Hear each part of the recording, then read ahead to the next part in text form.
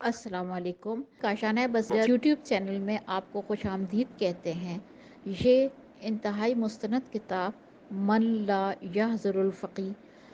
آپ کی خدمت میں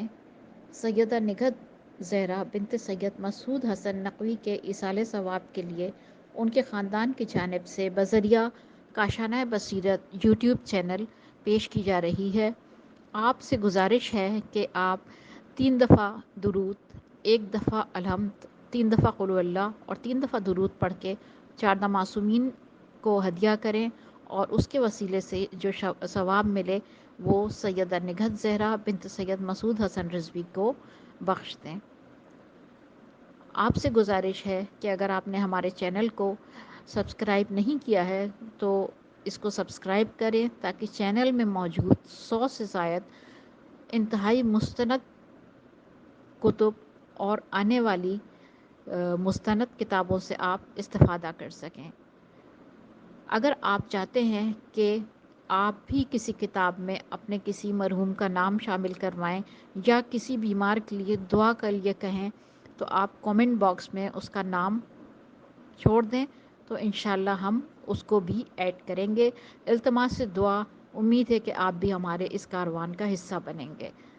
بسم اللہ الرحمن الرحیم۔ السلام علیکم سامعین، امید ہے آپ سب خیریت سے ہوں گے۔ اور ہم کاشانہ بصیرت کے یوٹیوب چینل پر جو کتاب آج کل پڑھ رہے ہیں اس کا نام ہے من لا یحضر الفقی جلد دوم، جس کے مؤلف ہیں الشیخ الصدوق، اور ہم پڑھ رہے ہیں یہ ریڈنگ کا پارٹ نمبر 34 پہ ہم پڑھنے کا آغاز کرنے جا رہے ہیں۔ اور یہاں پر جو ابواب ہیں ان کے بارے میں کچھ ہیڈنگز بتاتی چلوں۔ وادی محسر میں دوڑنا، پھر اس کے علاوہ ہے وہ شخص جو مشعر الحرام کے وقوف کو جانتا نہ ہو اس کے لیے حکم، پھر اس کے بعد ہم پڑھیں گے وہ شخص جس کو مزدلفہ سے قبل فجر کوچ کرنے کی اجازت ہے۔ اس کے علاوہ ہم جانیں گے جس شخص کا حج فوت ہو گیا ہے اس کے لیے شرعی حکم، پھر رمی جمرات کے لیے حرم وغیرہ سے سنگریزے اٹھانا، اس کے بعد وہ شخص جس نے رمی میں زیادتی یا کمی کر دی اس کے بارے میں بھی جانیں گے۔ پھر اور بہت سارے ٹاپکس ہیں جو ہم آج کی نشست میں مکمل کریں گے، بیمار اور بچوں کی طرف سے رمی کے حوالے سے بھی، اور پھر منا سے پہلے روانگی اور آخری روانگی، بہت ساری چیزیں ہم جاننے جا رہے ہیں۔ آئیے اب ہم باقاعدہ ہیڈنگ وائز، باب وائز ریڈنگ کا آغاز کرتے ہیں۔ سب سے پہلے باب ہے وادی محسر میں دوڑنا، میم ہے سین رے،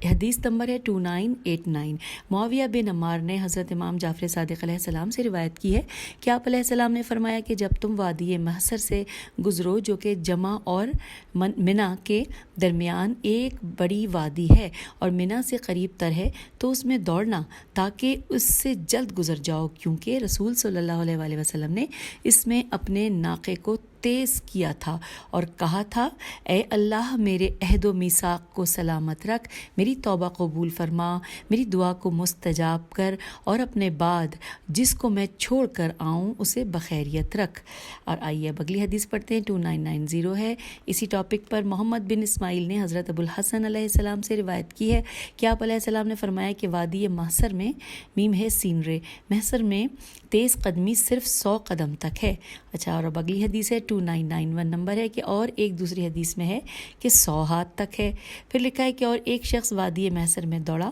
نہیں تو حضرت امام جعفر صادق علیہ السلام نے مکے کی طرف پلٹنے کے بعد اس کو حکم دیا کہ وہ واپس آ جائے۔ دوبارہ پڑھتے، ایک شخص وادی محسر میں دوڑا نہیں تو حضرت امام جعفر صادق علیہ السلام نے مکے کی طرف پلٹنے کے بعد اس کو حکم دیا کہ وہ واپس جائے اور وادی محسر میں تیز دوڑے۔ اور اس کے حوالے سے یہاں پر کچھ تفصیلات ہیں وہ بھی ساتھ ساتھ پڑھ لیتے ہیں۔ یہاں حوالہ جات میں کہ کلینی نے جلد نمبر 4 صفحہ نمبر 470 پر حسن حدیث میں حیف سعاد بن بختری وغیرہ سے، اور انہوں نے امام جعفر صادق علیہ السلام سے روایت کی ہے کہ جناب علیہ السلام نے اپنے کسی فرزند سے کہا کہ تم وادی محسر میں دوڑے تھے؟ کہا نہیں، تو آپ علیہ السلام نے حکم دیا کہ وہ واپس جائے اور دوڑے۔ آپ علیہ السلام نے فرزند نے کہا کہ میں اس جگہ کو نہیں جانتا، فرمایا لوگوں سے پوچھ لینا۔ اور ایک مرسل حدیث میں ہے کہ ایک شخص وادی محسر سے گزرا تو ابو عبداللہ علیہ السلام نے مکہ واپس آنے کے بعد حکم دیا کہ وہ واپس جائے اور وہاں پر دوڑے۔ تو یہ تفصیلات ہم نے جان لی ہیں۔ آئیے اب ہم پہنچ گئے ہیں اگلے باب کی جانب، جو ہیڈنگ ہے کہ وہ شخص جو مشعر الحرام کے وقوف کو جانتا نہ ہو اس کے لیے حکم۔ آئیے جانتے ہیں، حدیث ہے 2992۔ اور علی بن رعاب کی روایات میں ہے کہ حضرت امام جعفر صادق علیہ السلام نے ارشاد فرمایا کہ جو شخص عرفات سے لوگوں کے ساتھ کوچ کرے اور لوگوں کے ساتھ جمع میں نہ ٹھہرے اور عمدن یا اس کو ہلکی بات سمجھتے ہوئے مینا کی طرف چلا جائے تو اس پر ایک اونٹ کی قربانی لازم ہے۔ اب اگلی حدیث ہے 2993۔ یونس بن یعقوب نے حضرت امام جعفر صادق علیہ السلام سے روایت کی ہے کہ راوی کا بیان ہے کہ میں نے ایک مرتبہ عرض کیا کہ ایک شخص نے عرفات سے کوچ کیا اور مشعر الحرام سے گزرا مگر وہاں ٹھہرا نہیں بلکہ منا چلا گیا اور جمرہ کو کنکریاں ماریں۔ اس کو علم نہیں تھا کہ مشعر میں وقوف کرنا چاہیے تھا، یہاں تک کہ دن چڑھ گیا۔ آپ نے فرمایا کہ وہ مشعر واپس جائے، وہاں تھوڑا وقوف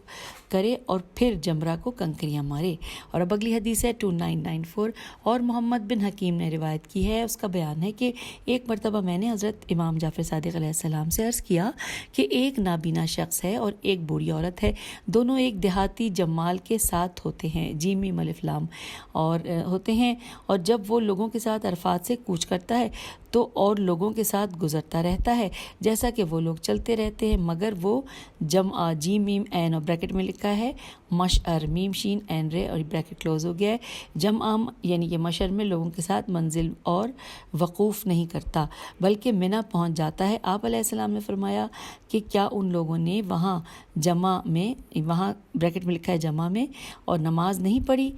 تو نماز کے لیے وقوف ان کے لیے کافی ہے۔ تو پھر یہ بریکٹ میں لکھا ہے کہ نماز کے لیے وقوف، اور بریکٹ کلوز ہو گیا، ان کے لیے کافی ہے۔ پھر لکھا ہے میں نے عرض کیا کہ اور اگر ان لوگوں نے وہاں نماز نہ پڑھی ہو تو آپ علیہ السلام نے فرمایا کہ ان لوگوں نے وہاں اللہ تعالیٰ کا ذکر تو کیا ہوگا، اگر ان لوگوں نے وہاں اللہ کا ذکر کیا تو وہی ان لوگوں کے لیے کافی ہے۔ اور اس شخص کے متعلق روایت کی گئی کہ جس کو مشعر میم شین عین رے میں وقوف کرنے کا علم نہ تھا کہ وہاں صبح کی نماز میں قنوت ہے، قنوت ہی اس کے لیے کافی ہے۔ اور اب اس کے بعد اگلی ہیڈنگ کی جانب آ گئے ہیں، باب ہے کہ وہ شخص جس کو مزدلفہ سے قبل فجر کوچ کرنے کی اجازت ہے۔ اچھا، مزدلفہ کی میں ہو سکتا ہے یہ مزدلفہ ہو یا مزدلفہ، میم زید دال لام فے ہے، یہ میں نے آپ کو ہجے کر کے بتا دی ہے، تو آپ لوگ مجھ سے زیادہ بہتر سمجھتے ہیں۔ آئیے اس حوالے سے پڑھتے ہیں۔ حدیث نمبر 2995 پہ لکھا ہے کہ ابن مسکان نے ابو بصیر سے روایت کی ہے، ان کا بیان ہے کہ میں نے حضرت امام جعفر صادق علیہ السلام کو فرماتے ہوئے سنا، آپ علیہ السلام فرما رہے تھے کہ کوئی حرج نہیں اگر عورتیں جب رات ڈھل جائے تو مشعر الحرام میں 1 ساعت وقوف کریں، پھر ان کو منا پہنچا دیا جائے، وہ جمرہ کو کنکریاں ماریں، پھر 1 ساعت صبر کریں، اپنے بال تراشیں، پھر ان کو مکہ پہنچا دیا جائے اور وہ طواف کریں، مگر یہ کہ انہوں نے ارادہ کیا ہو کہ ان کی طرف سے قربانی کا جانور ذبح کر دیا جائے، اس کے لیے انہوں نے اپنی طرف سے کسی کو وکیل بنا دیا ہو کہ ان کی طرف سے قربانی کا جانور ذبح کرے۔ اور اب اگلی حدیث ہے 2996۔ علی بن رعاب نے مسمع میم سین میم عین مسمع سے اس نے حضرت امام ابو ابراہیم علیہ السلام سے ایک ایسے شخص کے متعلق روایت کی ہے کہ جس نے لوگوں کے ساتھ جمع میں جیم میم عین جمع میں وقوف کیا، لیکن لوگوں کے کوچ کرنے سے پہلے ہی اس نے وہاں سے کوچ کر لیا۔ آپ علیہ السلام نے فرمایا کہ اگر اس کو مسئلے کا علم نہ تھا تو اس پر کچھ نہیں ہے، اور اگر اس نے طلوع فجر سے پہلے کوچ کیا ہے تو اس کو ایک بکری ذبح کرنا لازم ہے۔ اور اب آئیے سامعین اگلے باب کی جانب چلتے ہیں، جس کی ہیڈنگ ہے کہ جس شخص کا حج فوت ہو گیا ہے اس کے لیے شرعی حکم، یہ ہیڈنگ تھی۔ حدیث ہے 2997۔ معاویہ بن عمار نے حضرت امام جعفر صادق علیہ السلام سے روایت کی ہے کہ آپ علیہ السلام نے فرمایا کہ جس شخص کے جمع جیم میم عین، اب بریکٹ میں لکھا ہے مشعر الحرام بریکٹ کلوز ہو گیا، جمع کو پا لیا، اس نے حج کو پا لیا۔ نیز فرمایا کہ جو کوئی بھی شخص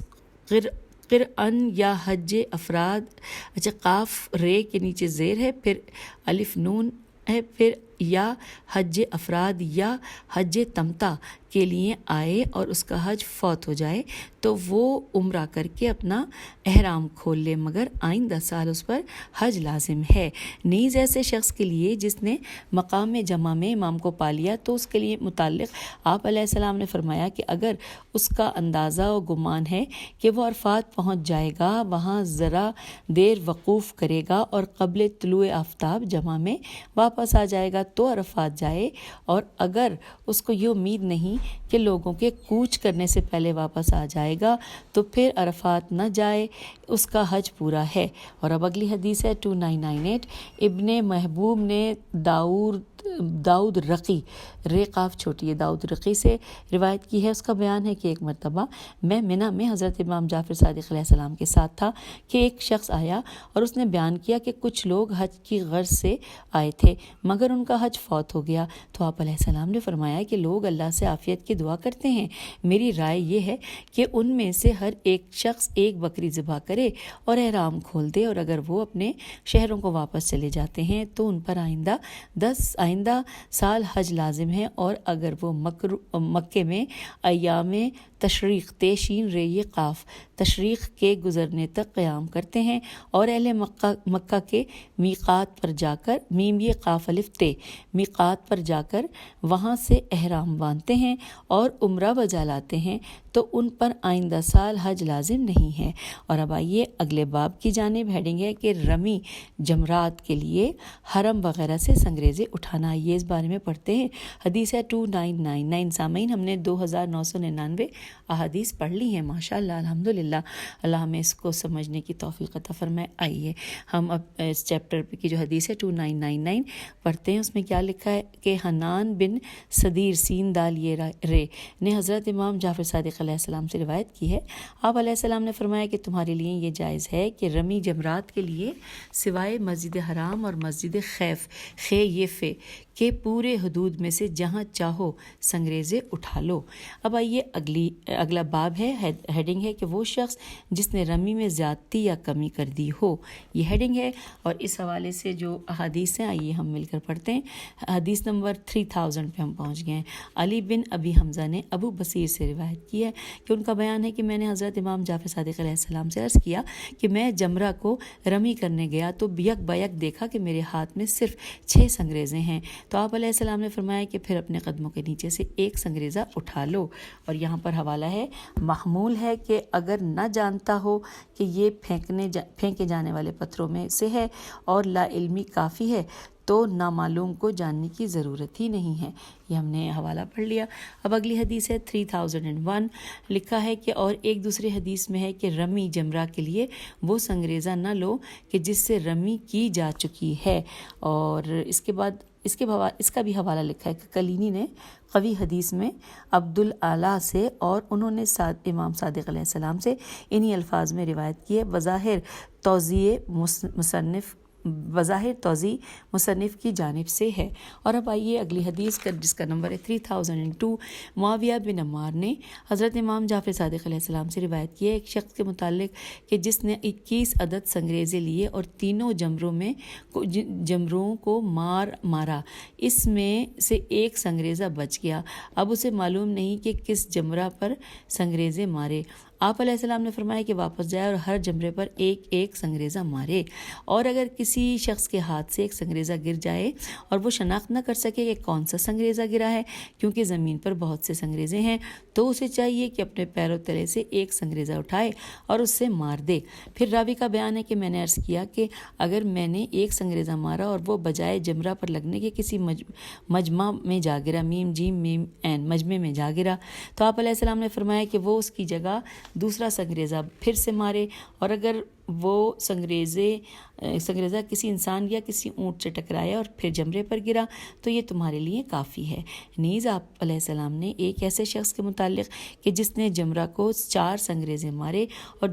تیسرے کو 7 تو آپ علیہ السلام نے فرمایا کہ واپس جا کر پہلے جمرہ کو 3 سنگریزے مارے اور فراغت حاصل کر لے۔ پھر لکھا ہے کہ اور اگر اس نے جمرہ وسطی یعنی درمیان والے کو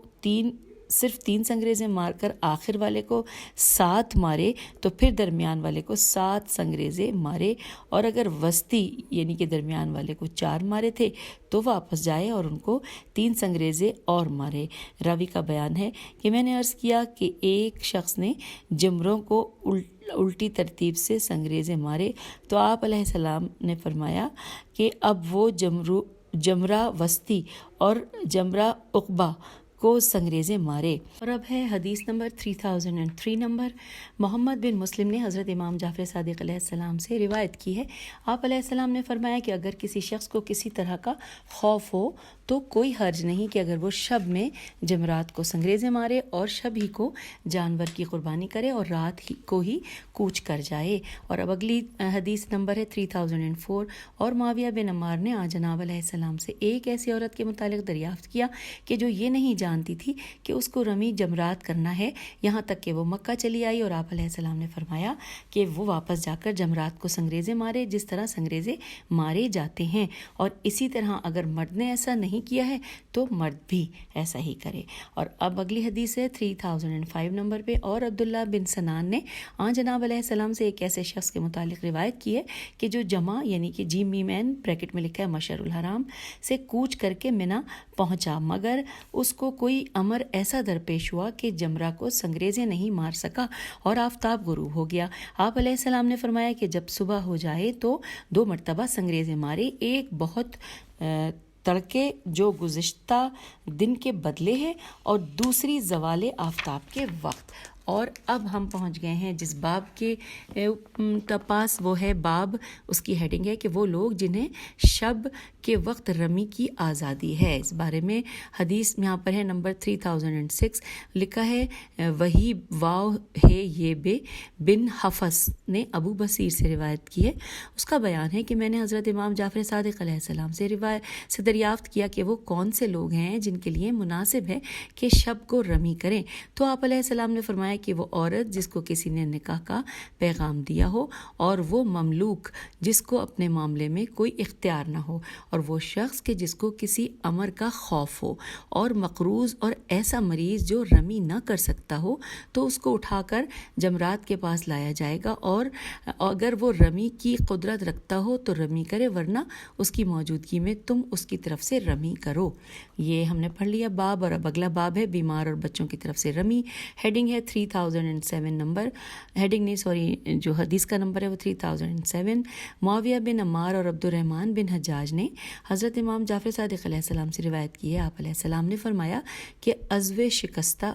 یعنی عضو شکستہ یعنی حصہ جسم کا شکستہ یا درد شکم میں مبتلا شخص دونوں کی طرف سے رمی کر دی جائے گی، نیز فرمایا کہ بچوں کی طرف سے بھی رمی کر دی جائے گی۔ اور اب اگلی حدیث کا نمبر ہے 3008، لکھا ہے اسحاق بن عمار نے حضرت امام ابو الحسن موسیٰ علیہ السلام سے دریافت کیا کہ کیا مریض کی طرف سے رمی جمرات کیا جائے، تو آپ علیہ السلام نے فرمایا کہ ہاں، اس کو اٹھا کر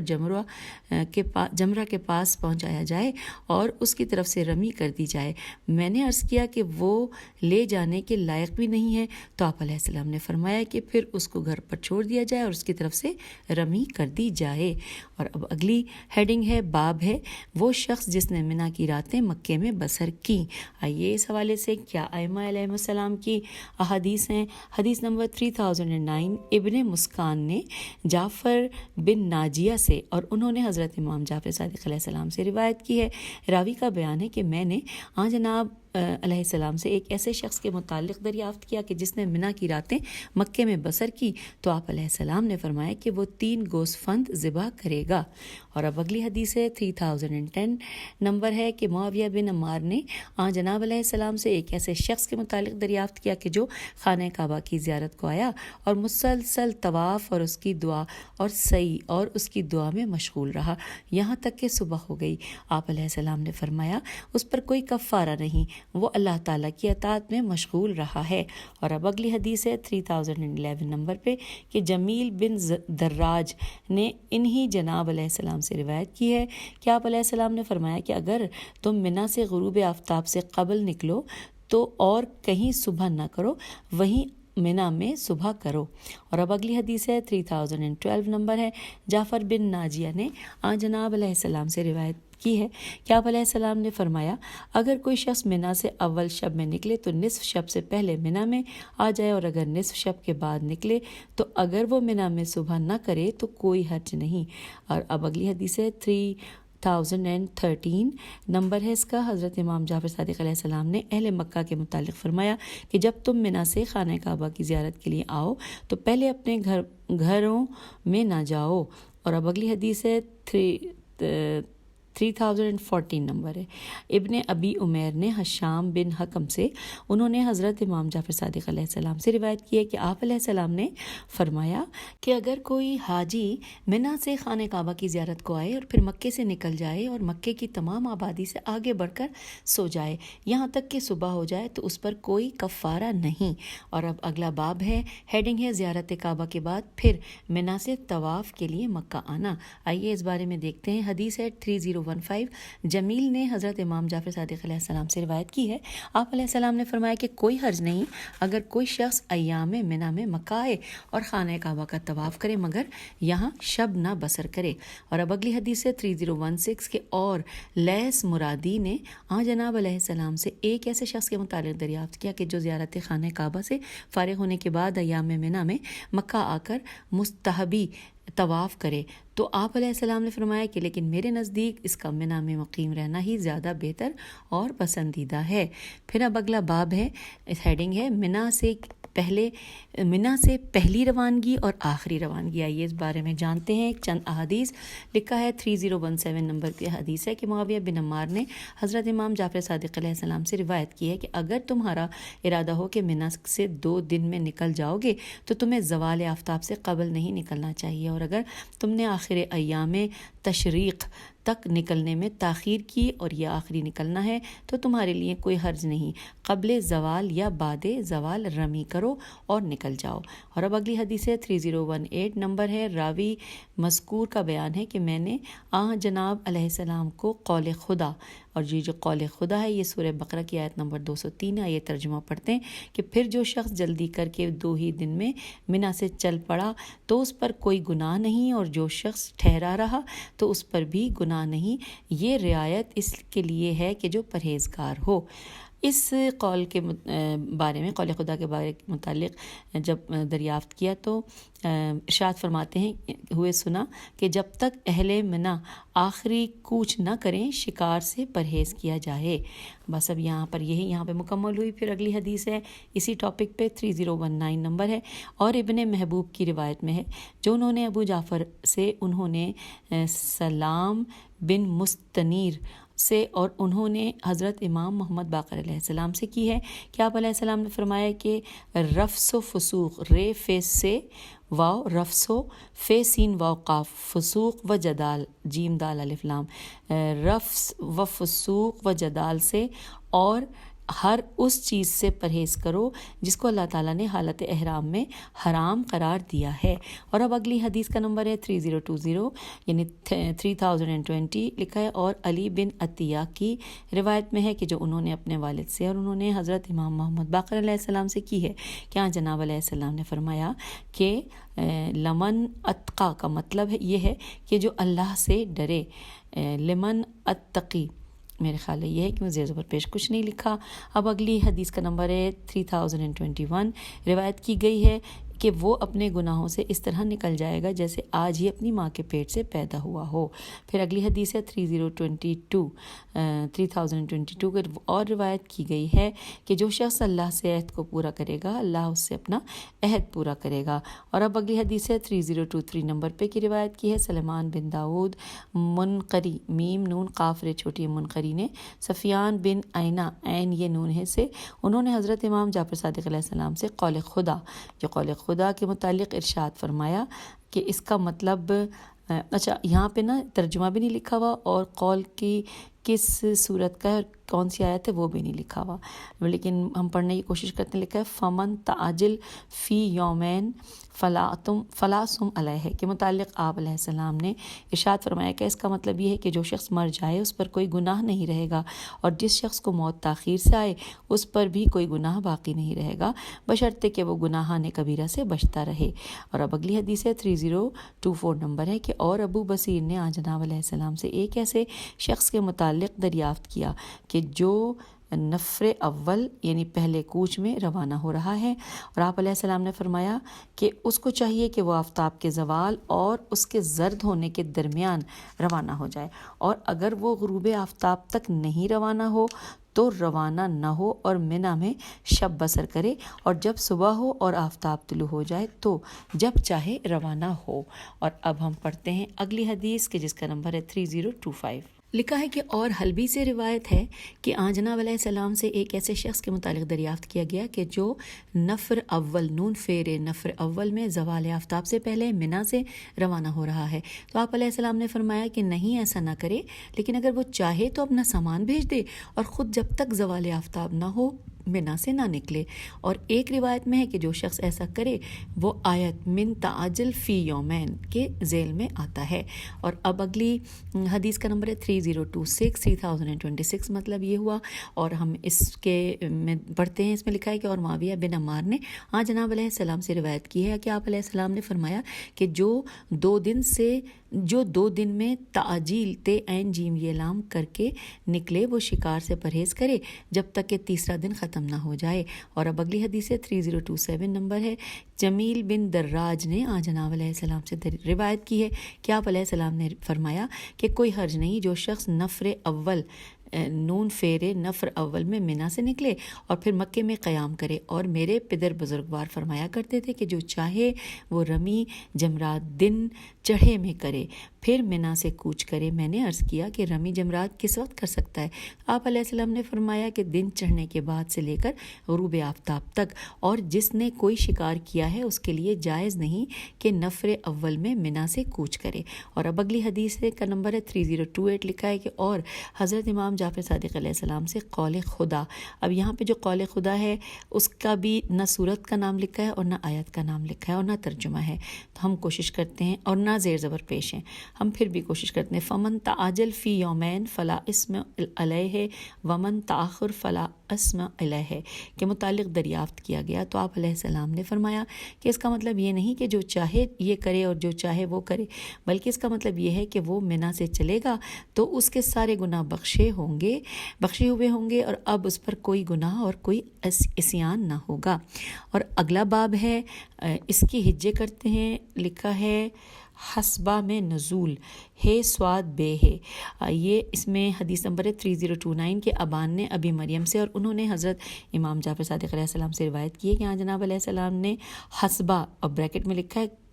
کنکریلی زمین، کنکر والی زمین جو منا اور مکہ کے درمیان واقع ہے، یہاں پہ بریکٹ کلوز ہو گیا ہے. یہ حسبہ کے مطلب ہم نے پڑھ لیے. اس کے متعلق دریافت کیا گیا. یہاں سے دوبارہ پڑھتے ہیں کہ امام جعفر صادق علیہ السلام سے روایت کی کہ جناب علیہ السلام سے حسبہ یعنی کہ کنکریلی زمین جو منا اور مکہ کے درمیان واقع ہے اس کے متعلق دریافت کیا گیا تو آپ علیہ السلام نے فرمایا کہ میرے پدر بزرگوار مقام بطحہ بے توہ بطحہ میں تھوڑی دیر کے لیے اترتے اور ابتح الف بے توہ میں بغیر سوئے ہوئے آبادی میں داخل ہو جاتے. میں نے عرض کیا کہ آپ علیہ السلام کے نزدیک وہ شخص جو 2 دن میں جلدی منا سے نکل آئے کیا اسے بھی حسبہ میں منزل کرنی چاہیے؟ تو آپ علیہ السلام نے فرمایا کہ نہیں. اور اب اگلی حدیث ہے 3030 نمبر پہ کہ نیز فرمایا کہ میرے پدر بزرگوار تھوڑی دیر کے لیے حسبہ میں منزل کرتے پھر وہاں سے روانہ ہو جاتے. اور یہ حسبہ مقام خبت و حرمان کے پاس ہے، خے بے توئے اور واو خبت و حرمان کے پاس ہے. اور اب اگلا باب ہے جس پہ ہیڈنگ ہے اپنی میل کچیل دور کرنا. حدیث ہے 3031. معاویہ بن عمار نے حضرت امام جعفر صادق علیہ السلام سے روایت کی ہے کہ آپ علیہ السلام نے فرمایا مرد اور عورت دونوں کے لیے مستحب ہے کہ وہ جب تک 1 درہم کی کھجوریں خرید کر اسے تصدق نہ کریں اس وقت تک مکے سے نہ نکلیں، اس لیے کہ حالت احرام میں خصوصاً حرم ہی میں ان دونوں سے فروگزاشتیں ضرور ہوئی ہوں گی تو اس طرح کفارہ ہو جائے گا. اور اب آئیے اگلی حدیث ہے 3023 نمبر پہ لکھا ہے کہ اور ابو بصیر نے حضرت امام جعفر صادق علیہ السلام سے قول خدا جو کہ سورہ حج کی آیت نمبر 29 نے ترجمہ کہ تاکہ وہ اپنی میل کچیل دور کر لیں.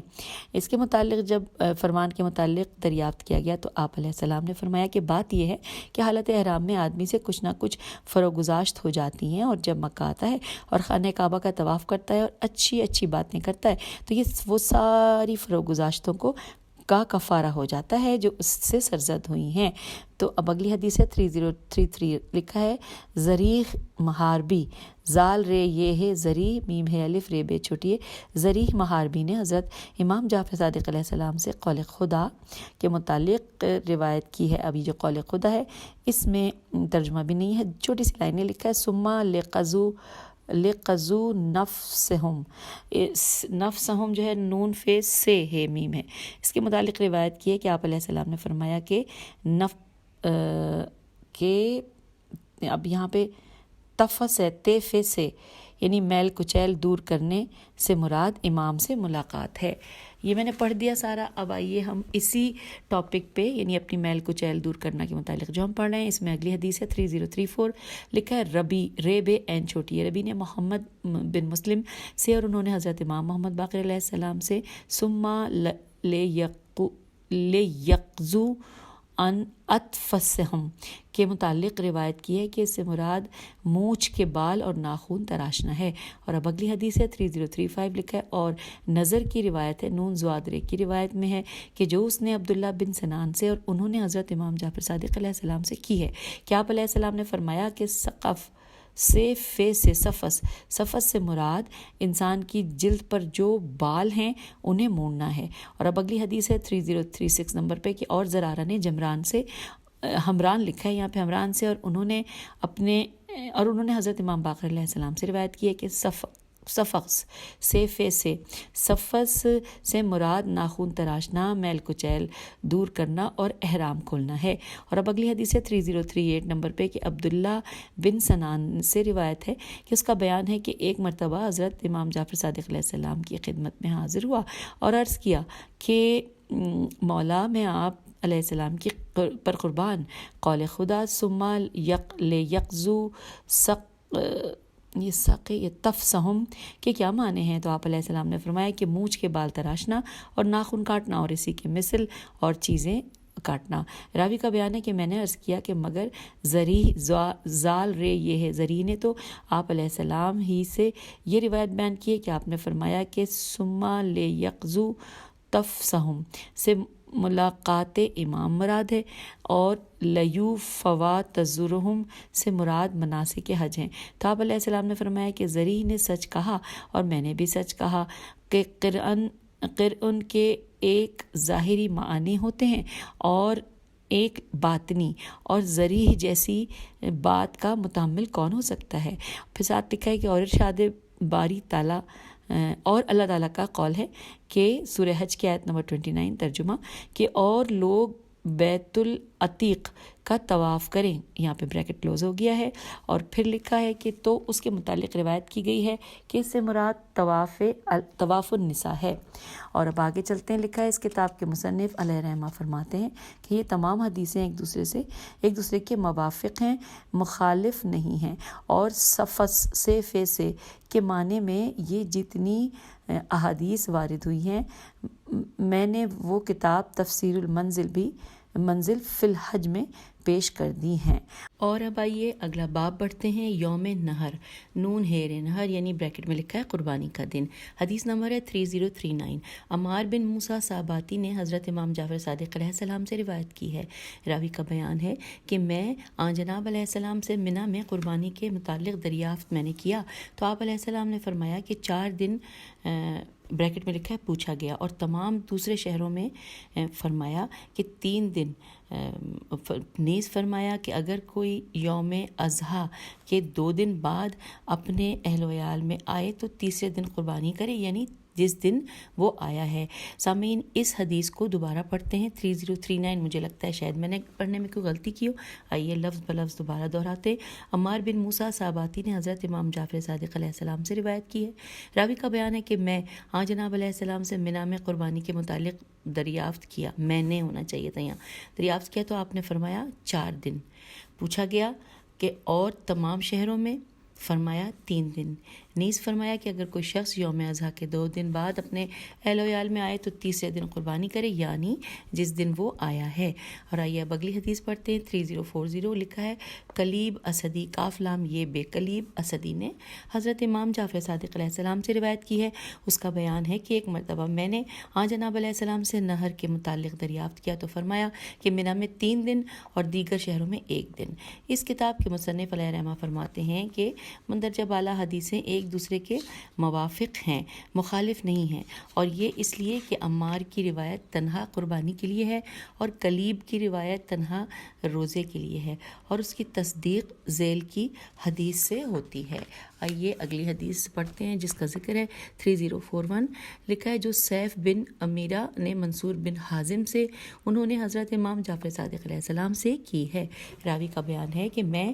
جناب علیہ السلام کو میں نے فرماتے ہوئے سنا کہ آپ علیہ السلام فرما رہے تھے کہ نہر منا میں 3 دن ہے، اور جس شخص کا ارادہ روزہ رکھنے کا ہے تو جب تک یہ 3 دن نہ گزر جائیں روزہ نہ رکھے، اور نہر دیگر امصار میں الف میم صاد الف ر امصار میں 1 دن ہے۔ بس جس شخص کا ارادہ روزہ رکھنے کا ہے وہ کل یعنی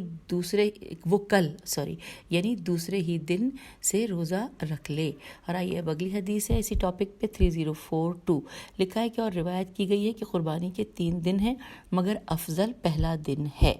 اور اس میں حوالہ بھی دیا ہوا ہے کہ شیخ نے تہذیب جلد نمبر 1 صفحہ نمبر 504 میں صحیح حدیث میں غیاث بن ابراہیم الموثق سے، اور انہوں نے امام جعفر صادق علیہ السلام سے، اور انہوں نے اپنے والد سے، اور انہوں نے علی علیہ السلام سے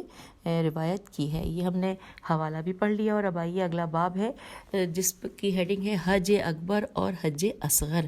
حدیث نمبر ہے 3043، لکھا ہے معاویہ بن عمار سے روایت کی گئی ہے، انہوں نے کہا کہ ایک مرتبہ میں نے حضرت امام جعفر صادق علیہ السلام سے یوم حج اکبر کے متعلق دریافت کیا تو آپ علیہ السلام نے فرمایا کہ وہ یوم نہر ہے اور یوم حج اصغر عمرہ ہے۔ اچھا یہ ہم نے پڑھ لیا، اور یوم حج اصغر عمرہ ہے۔ چلیے اگلی حدیث 3044، لکھا ہے کہ اور سلیمان بن داؤد منقری میم نون قاف ر چھوٹی ہے، اور سلمان بن داؤد منقری کی روایت میں ہے جو انہوں نے فضیل بن ایاز سے، اور انہوں نے حضرت امام جعفر صادق علیہ السلام سے کی، اور حدیث کے آخر میں آپ علیہ السلام نے فرمایا کہ حج اکبر کو حج اکبر اس لیے کہا گیا ہے کہ یہ وہ سال تھا کہ جس میں مسلمانوں اور مشرکوں دونوں نے ایک ساتھ جمع ہو کر حج کیا، پھر اس سال کے بعد مشرکوں نے حج کیا۔ اور یوں ہم نے یہ مکمل کر لیا، اور اب آپ سے اس نشست میں اجازت چاہتے ہیں، لیکن ساتھ ساتھ ہم اپنی عادت کے مطابق آپ کو آگے جو ہم نے پڑھنا ہے اگلی نشست میں وہ بھی میں بتاتی چلوں۔ اس میں ہم پڑھیں گے باب ہے اضاحی الف زواد الف ہے چھوٹی ہے، یعنی کہ بریکٹ میں لکھا ہے قربانی۔ اس کے بارے میں بہت ساری معلومات یہاں پہ ائمہ علیہ السلام کی دی گئی ہیں۔ اس کے بعد باب ہے ہدی ہے دال چھوٹی ہے، اس میں لکھا ہے قربانی کا جانور، یعنی کہ اس کے مطلب ہے ہدی کا مطلب ہے قربانی کا جانور، بریکٹ میں لکھا ہے۔ پھر لکھا ہے قربان گاہ پر پہنچنے سے پہلے چلنے کے قابل نہ رہے یا ہلاک ہو جائے، یہ سب ہیڈنگ ہے۔ پھر اس کے بعد ہے نہر اور ذبح کرتے وقت کیا کہا جائے، قربانی کی اونٹنی، اس کا دودھ اور اس پر سواری، اس کے علاوہ یہ ساری ہیڈنگز پڑھ رہی ہوں۔ قربانی کے جانور کا مذبح تک پہنچنا، پھر کسی شخص نے ایک آدمی کو ہدایت کی کہ وہ اس کی طرف سے قربانی کا جانور ذبح کرے اور اپنے سر کے بال منڈوا کر مکے میں ڈال دے، یہ بھی ہیڈنگ تھی، یہ بھی ہم پڑھیں گے۔ پھر مناسک حج میں تقدیم و تاخیر کے حوالے سے بھی جانیں گے۔ پھر وہ شخص جو سر کے بال تراشنے یا منڈوانے کو بھول گیا یا اس سے ناواقف تھا یہاں تک کہ منا سے نکل آیا، یہ ہیڈنگ ہے، اس کے بارے میں بھی۔ پھر حج تمتع کے بارے میں اور بہت ساری اور بہت ہے، میں آپ کو کیا کیا بتاؤں، میں پڑھتی جاتی ہوں تو میں سوچتی ہوں کہ اتنی ساری چیزیں، جو بہت ساری چیزیں ہمیں نہیں معلوم تھی وہ سب ہم اب اس کتاب کے ذریعے جان رہے ہیں۔ پھر